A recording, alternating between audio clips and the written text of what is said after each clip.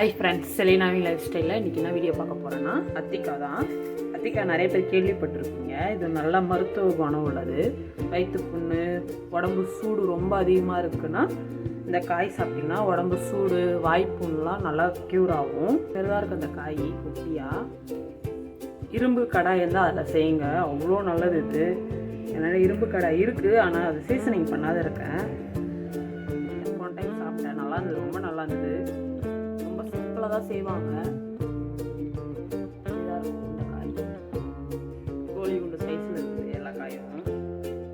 வந்து இது எல்லாம் க்ளீன் பண்ணிடலாம். க்ளீன் பண்ணி அரிஞ்சிட்டு காமிக்கிறேன். காம்பெல்லாம் க்ளீனாக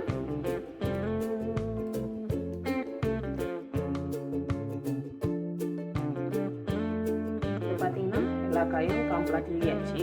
நல்லா கழுவுங்க, அழுக்காக இருக்கும் ரொம்ப. இது தோல் வந்து ரொம்ப ரஃப்பாக இருக்கும். நீங்கள் நார்மலாலாம் வேக வைக்க முடியாது. குக்கரில் போட்டு ஒரு 4-5 விசில் விட்டிங்கன்னா நல்லா குழைய வைக்கிறோம். நல்லா தேய்ச்சி கழுவியாச்சு. நல்லா கழுவிக்குங்க, ஏன்னா மரத்தில் டஸ்ட்டு கிடைக்கும் இல்லையா, அதனால் நல்லா கழுவிங்க. கழுவியாச்சு. இப்போ இந்த காய் பார்க்கணும். காய் இப்படி தான் இருக்குது.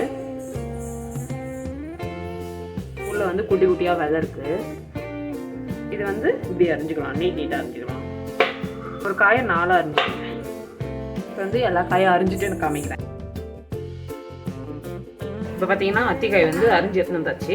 இப்போ வந்து தேவையான அளவு தண்ணி ஊற்றிக்கலாம். 1/4 ஸ்பூன் உப்பு போட்டுக்கலாம்.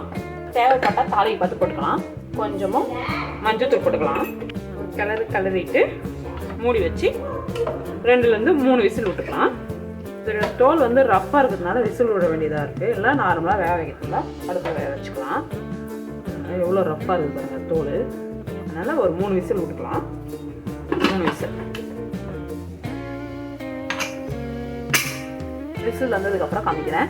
இப்போ பார்த்தீங்கன்னா விசில் அடங்கிடுச்சு. இப்போ திறந்து பார்க்க போகிறோம்.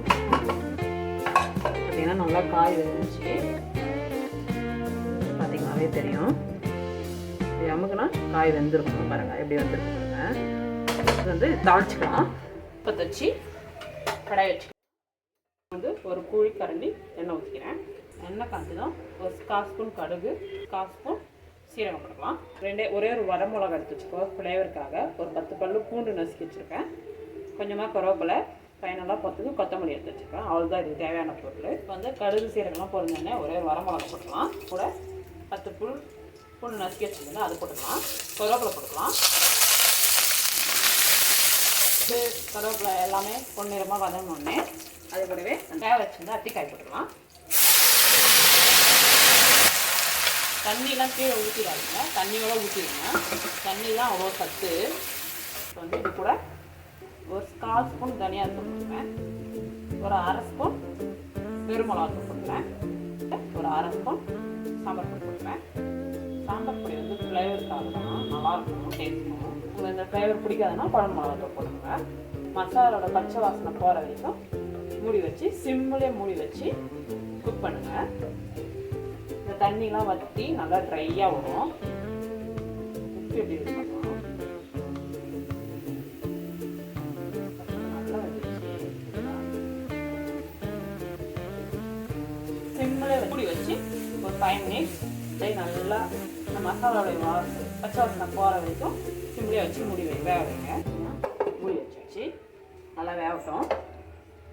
பார்த்தீங்கன்னா திறந்து ஒரு டைம் கிளறி விடுங்க. மூடி வச்சுருங்க. பார்த்தீங்கன்னா ரெடி ஆயிடுச்சு.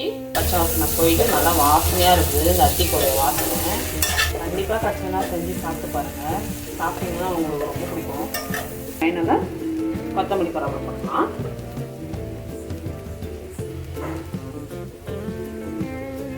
அவ்வளோதான். இந்த கொத்தமல்லி வாசனை, கருவேப்பிலை வாசனை நல்லா ஃப்ளேவர் இறங்கி நல்லா சாப்பிட்றதுக்கு நல்லா டேஸ்ட்டாக இருக்கும். அவ்வளோதான், ரெடி ஆயிடுச்சு. சூப்பரான அத்திக்காய் பொரியல் ரெடி ஆயிடுச்சு. நீங்களும் ட்ரை பண்ணிவிட்டு எப்படி இருக்குன்னு சொல்லுங்கள். இந்த வீடியோ பிடிச்சிருந்தா லைக் பண்ணுங்கள், ஷேர் பண்ணுங்கள், கமெண்ட் பண்ணுங்கள், சப்ஸ்கிரைப் பண்ணுங்கள். தேங்க்யூ.